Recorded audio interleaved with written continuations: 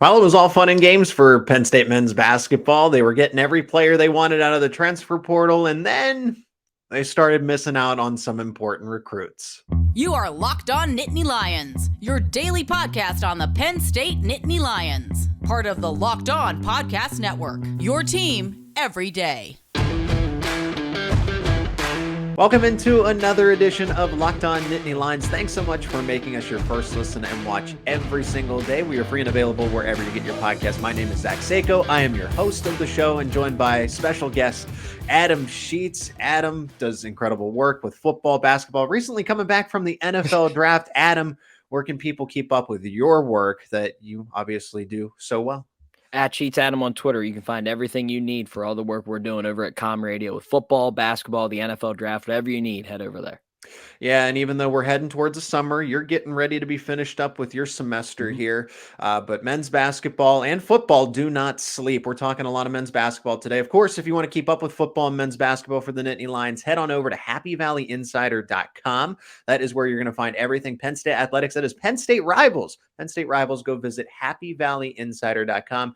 Locked On Nittany Lions is your go-to podcast for Penn State Rivals. All right, Adam, plenty to cover here because I'm all riled up personally, right? I'm riled up at this point because Penn State, that's great. All the different guys that they're getting. I feel like this is one of the most diverse teams in terms of skill set.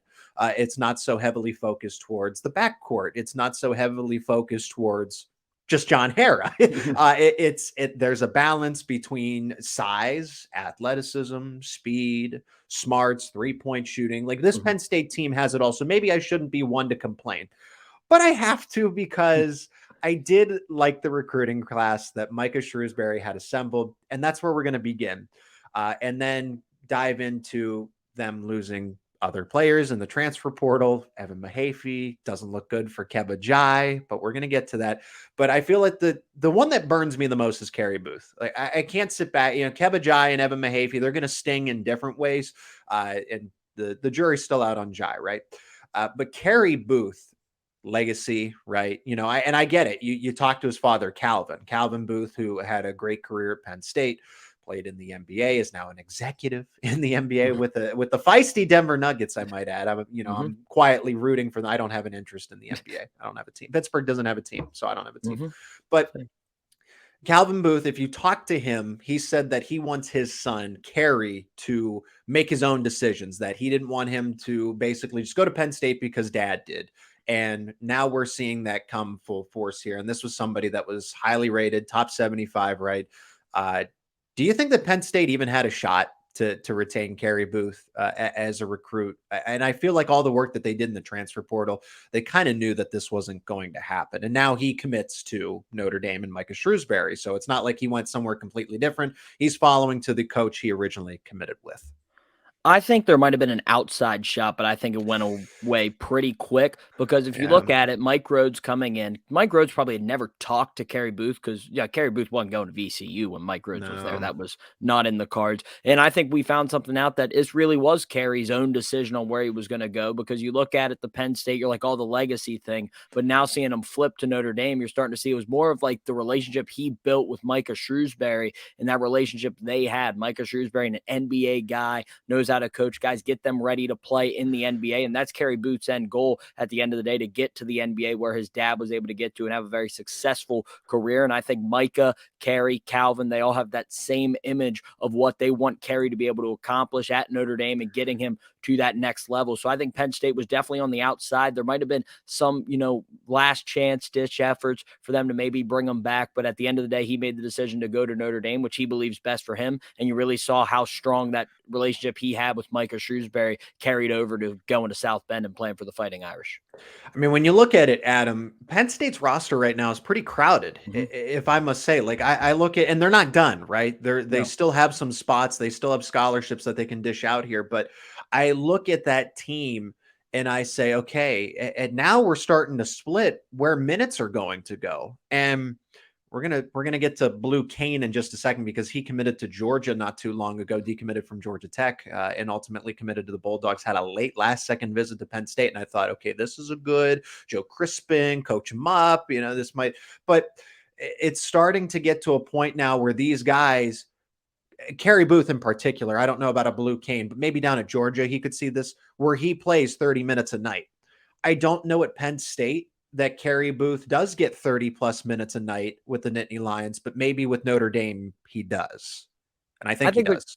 I think there's definitely more of a chance he's going to play a lot more in Notre Dame because of the Yeah. relationship and confidence he has. Micah knows him really well, and Micah knows what Yeah. he can do and how he can help that team. And I'm sure they have an image on how he's going to help that team. It would have been a lot of learning for Mike Rhodes and his coaching staff. I mean, they know who Carey Booth is. They've seen the tape. They know how good of a player he is, and he would have fit in. But there's a lot of congestion in that Penn State lineup, how they're going to play. They have some really good versatile wing athletes that maybe they'll use, maybe play small with only one big at a time, maybe play some two bigs. It's going to be really interesting to see how Mike Rhodes wants to run this rotation because they're going to have a lot of guys. They're going to have 10, 11 guys that are going to be competing for minutes on this team and see how he narrows it down to an 8 or 9 man rotation by the time we get to January and Big Ten play starts rolling around. Like we said, they're not done adding guys either. So it's going to be really interesting how they add it. So it's going to be weird to see how a freshman, because they're going to have no freshmen in this class, how they would have been able to step into that with a lot of veteran guys and all working to try to get their minutes in a congested group. So I think, Carey Booth, as we said, he's going to probably play a lot more at Notre Dame than he would have at Penn State. You can't blame him for making that decision. And the same thing, and there's a lot of forwards too. I know Carey Booth is a different type of forward, but you look at the roster construction and you have a Nick Kern, a Zach Hicks, a Kudus Wahab now as a true center. So Carey Booth, I think going into next season, if we look at Micah Shrewsbury in an alternate universe, right, where he stays with Penn State for at least one more season, he gets Braden Shrewsbury's son and gets Logan Imes too. Carey Booth hypothetically would have been the tallest guy on the roster, I think. And the way that they would have used him as a stretch forward, he wouldn't have been a guy that has his back to the basket. They would have used him all over the place. But it leads me to this, and this is where I want to bring in Blue Cain, because Adam, I just sit back, right? Because Blue Cain, from his name alone, would have been a perfect NIL opportunity for a multitude of reasons as a Nittany Lion player, but it just didn't seem, I guess, like the right fit. And I think, again, with what you now have, you have a strong front court, or at least you have a lot of 3s and 4s, but you don't have a lot of 1s and 2s. You have Ace Baldwin, you have Jameel Brown, and I know some guys are going to slide to the 2, right? Like a Zach Hicks will most likely play a 2, and Nick Kern will most likely play a 2. But between Carey Booth going to Notre Dame, I know the reason why, but is there any knock on the coaching staff here at the fact that they missed out on 2 top 100? Like, definitely, like I would say that in some cases, Carey Booth is a top 50 and Blue Cain shot up the rankings. And he, in some cases, was top 75, but top 100 securely, if you're going for the consensus, they missed out on both of them. Is that concerning for Mike Rhodes and his coaching staff? I don't think it's very concerning because you look, it's year one. I mean, they weren't able to really build great relationships with these guys going in. I mean, they were trying to really figure this out. Blue Cain decommits late. They're trying to convince Carey Booth to stay committed to Penn State when they really hadn't had many conversations. There's no coaching staff turnover here for Penn State. They're bringing a whole new staff and some guys sticking around, but not key on the staff that would have been day to day with these players. So that was kind of, really trying to rebuild things. It was really hard. They were playing, with that one arm tied behind their back a little bit, trying to get these guys to come. So I think it's going to take time. Now, if this becomes a consistent theme and we're in year 3, year 4, the Mike Rhodes era and Penn State is having good opportunities at these guys and not getting them, then that'll be another conversation. But right now, I don't think it's time to press the alarm and start panicking that Mike Rhodes isn't getting top 100, top 75 guys. Just stay packed. It's going to take time, but I think, eventually when he's able to get down in his recruiting cycle and be able to work with these guys from when they're sophomores in high school and really talk to them and really build that relationship over time, that's when you're going to see Mike Rhodes start to land these big time recruits and start to build that program through recruiting classes at Penn State instead of just the transfer portal, which is what he's having to do this season. Outstanding point, Adam. I think that's the case here. And you look at the roster, other than Kudus Wahab, and maybe you're going to get some other guys. Okay, so you look at an O'Boyle, right, that comes in. Most of these guys are multi-year players. The intention is to have them for not just 1, but 2 years. So, and then a bulk of that group, and of course, Kanye Clare and Jameel Brown, they're on their own timeline. They got 3 years, but a lot of the transfers that they brought in, aside from O'Boyle and Wahab, are 2-year guys, which is very important if you can keep this nucleus together. As Locked On Nittany Lions, part of the nucleus that is leaving, Evan Mahaffey and Kebba Njie. Kebba Njie, not officially official just yet, but it's shades of Jamari Wheeler 2.0. Adam, before we get to that, let's hear from our sponsor of today's episode, and that is Built. Are you looking for a delicious snack, but you don't want all the sugar and calories? Then, man, I've got the thing for you. It is the best tasting protein bar out there, and that is Built. You got to try this. If you're like me, where you want to make healthier snack choices, but you don't want all the sugar and calories, I totally understand. And it is Built Bars and Built Puffs. Just the thing for you. Built Bars are healthy and they taste amazing. Seriously, they're so good. They taste like a candy bar. You won't believe what you are trying. You got to try them. But what makes Built Bars so good? Well, for starters, they're covered in 100% real dark chocolate. That is right, real chocolate. And they come in unbelievably tasty flavors: churro, peanut butter brownie, and cookies and cream. I'm really not sure how Built does it, but these bars taste like a candy bar while maintaining amazing macros. And what's even better is they are healthy. Just 130 calories, 4 grams of sugar, and a whopping 17 grams of protein. And now you don't need to wait around anymore to get a box. For years, we've been saying go to built.com, and which you still can do. You can still do that. You go get your specialty flavors at built.com. So check out the website, but now you can go to your local Walmart or Sam's Club. So when you're near your Walmart, run to the pharmacy section, grab yourself a 4-bar box of hit flavors like cookies and cream, double chocolate bar, or coconut puff. And if you're near a Sam's Club, run right in, grab a 13-bar box of hit flavors like brownie batter puff and churro puff. You can thank me later. And again, thanks so much for making Locked On Nittany Lions your first listen and watch every single day. And coming up, of course, on the podcast is recruiting picks up in Penn State men's basketball. Not done constructing the roster. It'll all be right here on the podcast. Adam, we're talking Evan Mahaffey because this is official. And Kebba Njie, he's got a crystal ball to Notre Dame. I guess we'll start with Kebba Njie, right? Because we already know that Mahaffey's gone. He's gone home. He's from Ohio. I get it. Just the Buckeyes, really. I wonder if Jamari Wheeler sent him a text or something. I just don't. It makes you wonder, right? But no, it does make sense because Big Ten basketball. He's familiar with it. Dayton. I just wish I would have had no personal problem with Dayton, right?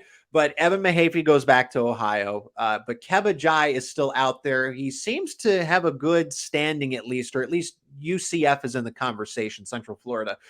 Notre Dame has the crystal ball. But I thought it was interesting that he had this long visit with Notre Dame and then says, you know what, I'm going to take another visit and have a few more conversations. So that made me believe that this isn't over for Penn State and that there are some other players involved here. But if Micah Shrewsbury gets Kebba Njie, I think this is a huge win for constructing his roster as it goes. But Penn State, again, did retain Carey, Demetrius Lilly, Jameel Brown, who I thought was going to go to Temple.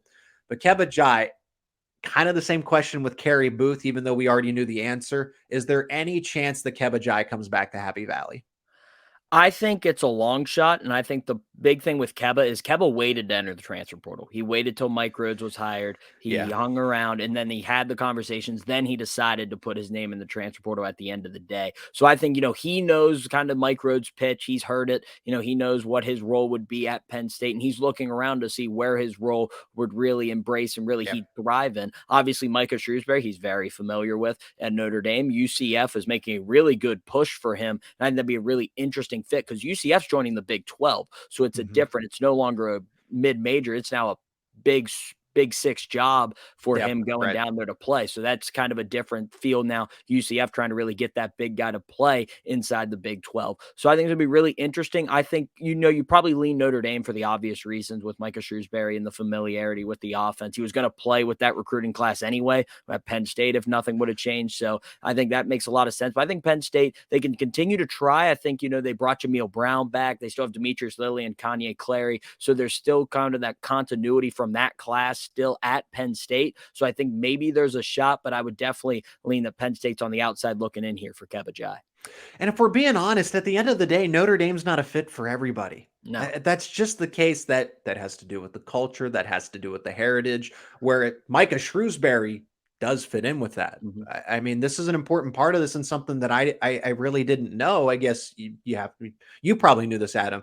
Micah Shrewsbury is very active in his faith and very Yes. involved in his faith. So Braden would be as well. Mhm. And then makes sense why, because I'm still caught where is Micah Shrewsbury going to be a 3-4? Like, is he going to coach Braden? And then ultimately, if something in the NBA opens up, is he going to do that after 4 or 5 years? Because, but also just with the connections he has to Notre Dame, Indiana, obviously the state of Indiana as a whole, he could be a lifer at Notre Dame, but again, Mhm. it's not for everybody. So that's because look at an Evan Mahaffey, right? A Kanye Clary, Jameel Brown, Demetrius Lilly, all those guys, right? Hypothetically should have followed Micah to Notre Dame, but that's part of the conversation as well, as this place, this environment isn't for every single basketball, everything, right? Football, Mhm. basketball, it doesn't matter.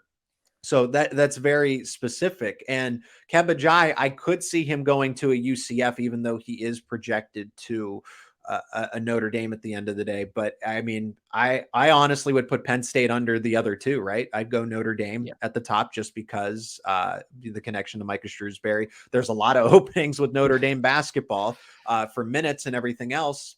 And when you think about it, at the end of the day, a lot of these guys did make decisions based on where they felt comfortable with. Jameel Brown playing, his final season of high school basketball in Pennsylvania with Derek Lively. Evan Mahaffey returns home to Ohio. Kanye Clary is still closer in Pennsylvania to his home state of Virginia. And then you have a Logan Imes that goes to Indiana. Braden's obviously going to follow dad, Yeah. right? And then Carey Booth, the connection to Micah Shrewsbury and wanting the goal of the NBA, but Logan Imes being from Indiana. And then now you have Kebba Njie, who is also from Indiana. Mhm.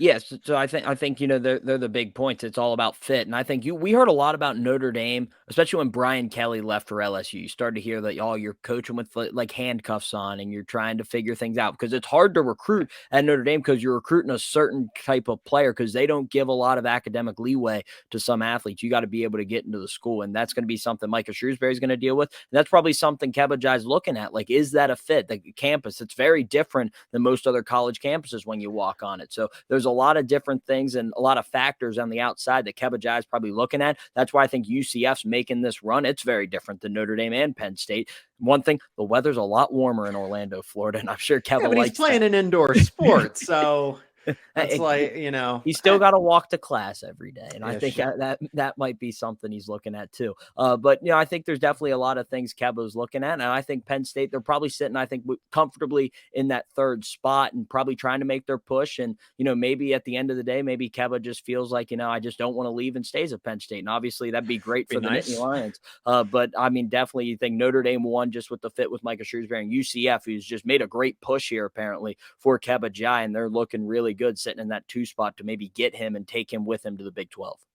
And Kebba Njie would be a true 4. He could return to his actual position. You could still slide him to the 5 when Mahab comes off the floor, but it's not like, well, they don't have a plan for Njie. They absolutely have a plan for Njie, but like you said, Penn State, I think, was the first unofficial official visit since he was already there. So in the fold, but outside looking in, unless there is that, I kind of like the sound of my role, and there's still continuity, familiarity with the Nittany Lions. Evan Mahaffey going back to the state of Ohio, the Buckeyes. So you will see him. Well, it depends how the schedule unfolds, right? Because sometimes you play Big Ten teams twice. Sometimes you only play them once when it comes to men's basketball. So Evan Mahaffey, does he become the villain like a Jamari Wheeler was? Because I feel like that was intentionally despite. Because Jamari Wheeler was from Florida. He was from the state of Florida, and Evan Mahaffey, it makes sense because he's from the state. So I don't take this one as personally, but I'm still if I'm a fan, I'm still booing him, right? Well, the good thing is Ohio State is coming to the Jordan Center. It's a home and home, so they got him twice this year, so they'll play him twice. But I don't think Evan's going to be a big villain compared to Jamari Wheeler, only because Evan was here 1 year. Jamari was a 4-year guy, a key contributor. I mean, you look at the 2019-20 team; he was the starting point guard on that team. So you just look at he was really engraved into Penn State. He was kind of like Mr. Penn State a little bit in Jim Ferry's 1 year. Really kind of embraced the role. He was one of the leaders on those teams, and then obviously left for his his reasons to Columbus. I think, the one interesting place I was thinking about Evan before he committed to Ohio State was Cincinnati, because they're also going to the Big 12. So they're going to be a big time program coming up. So I thought maybe that, because he's also from Cincinnati, Ohio. He's not just from Ohio. So it was really going to be at home for him. But he goes to Columbus. It's going to be a weird fit. I don't think he's a guy that's going to embrace the villain role. He's pretty quiet. No. He's not really outspoken. You watch him when he played last year, he's really reserved to himself. And that's actually something that Micah Shrewsbury tried to get out of him, was that like energy and emotion that he has just deep down in him. You just got to embrace it. And we'll see how he does. But I don't think he's going to be a big villain. I think he's obviously going to get booed because it's Penn State and it's Ohio State. You're going to boo him, especially if he's in the starting lineup. When he gets the ball, you're going to boo him. But at the end of the day, he's going to play hard, and he's probably going to be there for 3 years. So Penn State fans will get used to seeing him in the scarlet and gray probably. It is Locked On Nittany Lions. Again, go check out Happy Valley Insider for everything Penn State athletics. Locked On Nittany Lions, now your go-to podcast for Penn State rivals. And on this episode, we're talking strictly Penn State men's basketball. Adam, in the final segment, it's a matter of now, where does Penn State go from here? Because you lost those other assets that you wanted. I felt this would have been a damn good roster if you just think about, okay, if they would have convinced Blue Cain to come in and be, learn to be that scoring guard like a Joe Chris. Like, I feel like Joe Chrisman would have taken him under his wing. And then he turns into kind of that next, just because he can already naturally do that. But then there's that raw talent that can be crafted. And I feel like in his second year, he would have taken off. Carey Booth could have been an instant contributor. Again, as a stretch 4, you have Wahab at the 5, and then you could have really gotten creative. But now this final segment is devoted to where does Penn State go from here, because they still have roster spots, they still have scholarships, and then you kind of need to figure out, okay, it seems like they've got a top 7 in mind, maybe the 8 guys they're going to turn to. Where else can they go? What else do they need? Are there any players in the portal that you would absolutely like them to get? Are there any more superstars out there? Because the guys that we're getting, like a Zach Hicks, can come in and give you double-digit points. Are there any more of those guys, or is Penn State really going to have to start scraping the barrel and say, okay, we need guys that can come in as rotational players? They give us maybe 10 to 15 minutes, and they're just not really that heavy of factors in the offensive game. They're more, they grind. They're going to give us those grind minutes. So where do you think they can go from here to finish out the roster? I think they've built a really good roster, really interesting roster. They bring Jameel Brown back, Kanye Clary, Ace Baldwin, Nick Kern, Zach Hicks. I mean, they've got a good team around. Leo O'Boyle's a great shooter coming over from Lafayette. Great shooter yesterday. Yep. So that they got a lot. I think the one thing they need a little more depth at the big position. They're kind of small. Yep. Wahab and then you have Demetrius Lilly, but you'd like to have another guy you can bring in, barring any injuries, foul trouble. You don't want to run into the problem like they had last year where they're just getting beat up inside every single game.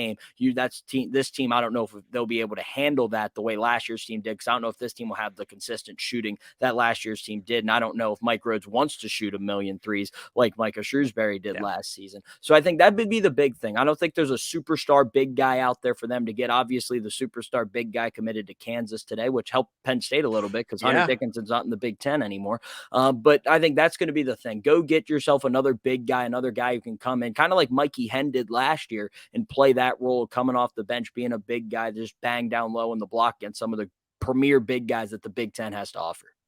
And you hope that Demetrius Lilly can blossom into that role. And I wanted to get an exact measurement on his height, 6'10", because I think he did. He actually grew a little bit. I think he came in a little shorter as a true freshman. And now he can be, Wahab can take his under his wing, because that is Lilly's role. He's a guy that back to the basket, he can be physical. He's going to be a rebounder and an inside the paint scorer first. Maybe he has that jumper. Like I don't think Wahab's ever going to take a jump shot in Happy Valley. No, the farthest shot he will take is from the free throw line, if and when he gets there. But I feel like that is a perfect. Wahab's got 1 year, pass everything on to Lilly, and then Lilly becomes your natural 5 in a year from now. I really do like the construction of the roster. Sure, Carey Booth, Blue Cain, and Kebba Njie, those 3 in particular, I think would have really made them a complete team. But again, you can only have so many minutes to hand out, and you can't just evenly give everybody 20. You're going to have guys, you're going to have your starters mostly, but you're going to have your guys, Ace Baldwin, Kanye Clary, Wahab, close to 30, Zach Hicks, Nick Kern, close to 30 minutes a game. and you want to continue to add that depth. Is there a player in the portal left that is a name to watch, or that maybe just like a pipe dream? It's like, well, if they could really get him, then this sets this team over the top, because I do like Penn State at least to be a team that is around the top 8 of the Big Ten again. I can't think of any specific names. I know the one to watch out for, a lot of people are talking about. I don't have the name off the top of my head, but the University of Pennsylvania, their top guard entered the transfer portal. Saw that. He's really interesting. Great scorer. I think he's a guy to watch, only because obviously Penn State, you look just over at Penn. I think that's a place you can really look at. But like I said, I think the key right now is just to go find a big guy. And I think that's going to be the key for this team to get some depth. And the one thing about Demetrius Lilly, a lot of people don't know this because he didn't play a lot. He is a great passer. You watch him in his drills down low on the block. He can sling it great out of the, if you try to double him in the block, he's great at getting out, passing out to shooters. So that's one thing that Mike Rhodes is going to inherit, a big guy that once he starts to get minutes and gets his legs under him, can really pass the ball out of the post as well as score. And who we're referring to is Jordan Dingle from the University of Penn. He would have 1 more year of eligibility, and he's a scorer. He's a pure scorer, because he was averaging 23.4 points per game when he was over at Penn in his last season. And you don't have to go far, right? You get to stay in state. So I think Penn State's I don't want to say problem, but they could definitely use more assets in the backcourt. And it's funny to say that, because a year ago with Micah Shrewsbury, it was, well, Penn State has too many players in the backcourt. But I also do like the idea of Ace Baldwin being the 1, Nick Kern being the 2, and then you kind of decide your 3, 4, and 5. I would imagine Zach Hicks, Puff Johnson, and Qudus Wahab maybe as your starting 5. And then Kanye Clary can come in, be the 1, Ace Baldwin slides to the 2, or you still have Nick Kern or Zach Hicks in that spot. And I also like the idea of Jameel Brown getting 15 to over 20 minutes. I really think he could be that option if they don't. But if I had to pick the 2, and it's no disrespect to Jameel Brown, I want Jameel Brown at Penn State, and I want to see him in that capacity, because I think he has all the potential in the world. But Jordan Dingle at this point in time is better than Jameel Brown as that true scoring option.